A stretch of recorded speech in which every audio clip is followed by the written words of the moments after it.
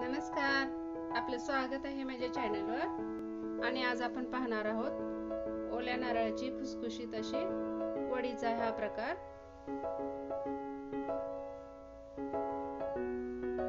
त्यासाठी इथे मी घेतलेला आहे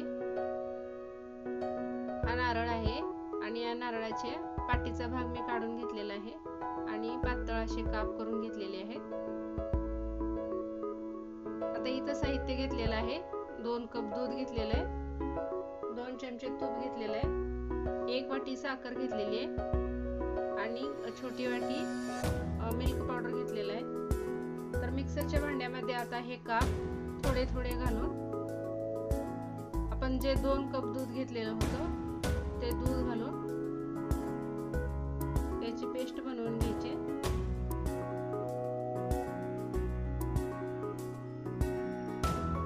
अशा पद्धतीने सर्व नारळ मी अशी पेस्ट बनवून घेतलेली आहे आणि यासाठी 2 कप दूध लागलेला आहे।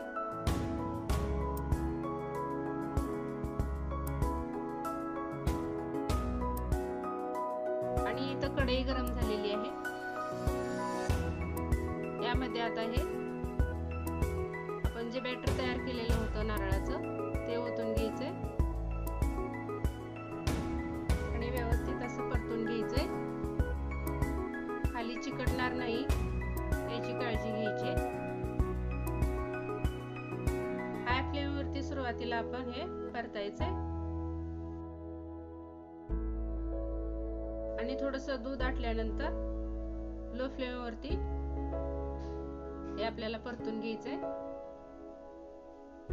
आणि हे सतत असं ढवळत राहिलं पाहिजे, कारण आपण थोडंसं जर बंद केलं ढवळायचं तर ते अंगावर उडण्याची शक्यता असते।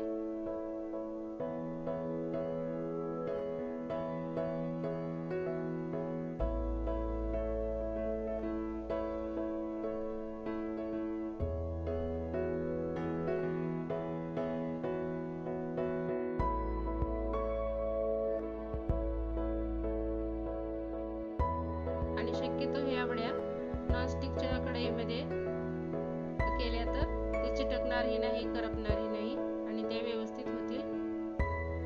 आता इथं आपलं थोडंसं दूध आटलेलं आहे, तरी पण ओलसरपणा आपल्याला पूर्ण याच्यामधल्या घालवायचा आहे। त्यासाठी थोडा वेळ हे असं दाब देऊन थोडंसं आणखीन थोडा वेळ परतून घ्यायचे आणि हे मिश्रण कोरडं झाल्यानंतर यामध्ये साखर घालून घ्यायची। आता थोडंसं हे कोरडं झालेलं आहे मिश्रण आणि आता इथं साखर घालून घ्यायची। 1 वाटी साखर मी घेतलेलं आहे। जे बॅटर आपण बनवलेलं होतं ते 2 वाट्या होतं आणि त्यासाठी मी 1 वाटी साखर घेतलेली आहे।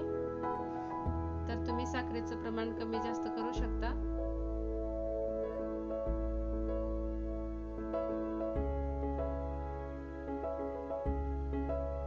आता लो फ्लेम वरती आपल्याला हे व्यवस्थित परतायचंय। इथं साखर आपली व्यवस्थित मिक्स झालेली आहे आणि आता इथं मिल्क पावडर मिक्स करून घ्यायचंय।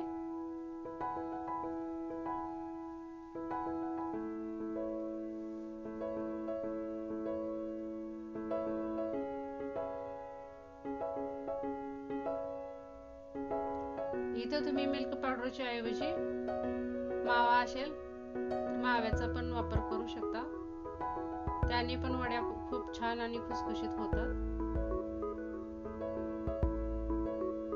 आता इथे मी 2 चमचे तूप घालून घेणार आहे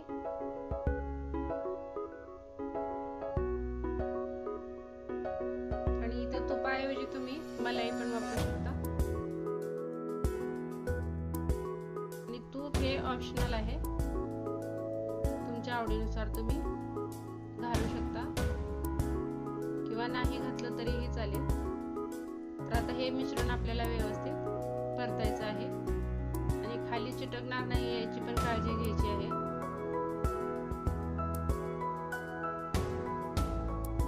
अशा पद्धतीच्या ओल्या नारळाच्या वड्या तुम्ही पण रक्षाबंधनसाठी घरच्या घरी बनवू शकता।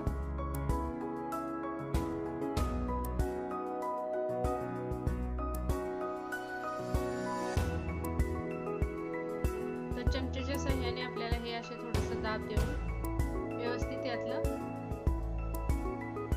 पाणी काढून टाकायचं आहे आणि व्यवस्थित हे पाणी आपल्याला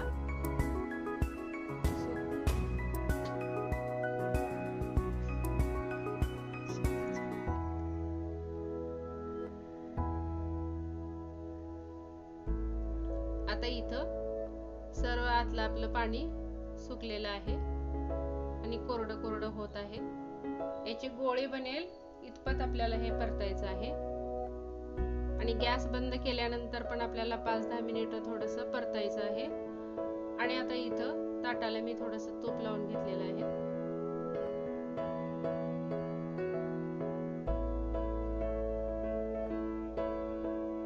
आणि आता याच्यावरती बटर पेपर मी घालून घेणार आहे आणि आता याच्यावरती पण थोडंसं तूप घालायचंय म्हणजे आपल्या वड्या व्यवस्थित निघतील। तुमच्याजवळ बटर पेपर असेल तर तुम्ही घालू शकता, नाही घातलात तरीही चालेल। आता इथं हे मिश्रण घालून घ्यायचंय। तुमच्या आवडीनुसार तुम्ही पातळ जाड असे याच्या वड्या बनवू शकता।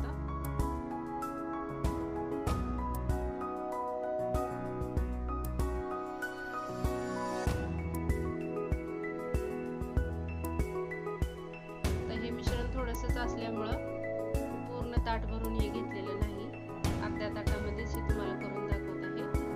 आता याच्यावरती एक प्लास्टिक पेपर टाकून वाटीच्या सहाय्याने आपल्याला हे थापून घ्यायचंय, कारण हे गरम असल्यामुळे हाताला चटके बसण्याची शक्यता असते, तर त्यासाठी वाटीच्या सहाय्याने हे पसरवून घ्यायचंय।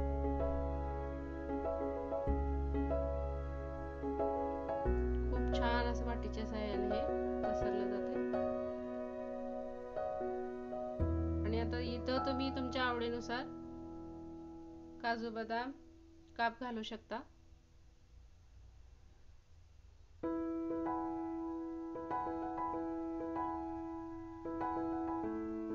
आता याला सेट होण्यासाठी आपल्याला 5 ते 7 तास लागतील आणि इथं मी काजू बदाम आणि पिस्ता याचा वापर केलेला आहे।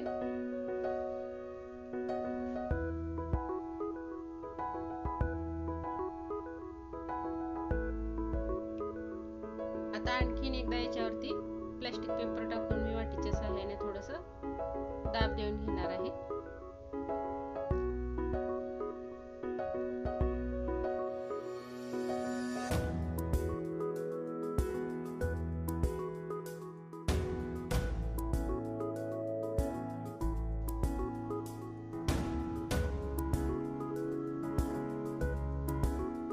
आता हे आपल्याला थंड होण्यासाठी ठेवून द्यायचे।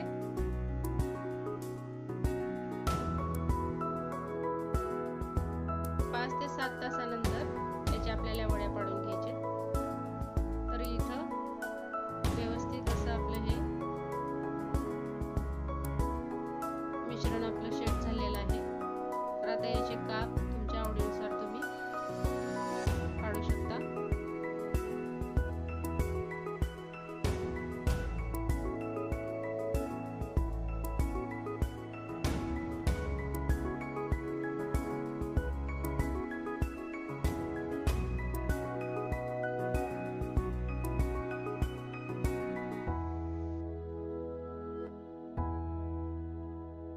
आणि हा पटकन होणारा पदार्थ आहे। इथं तुम्ही पाहू शकता पांढरी शुभ्र आणि खुसखुशीत अशी आपली ही वडी तयार झालेली आहे।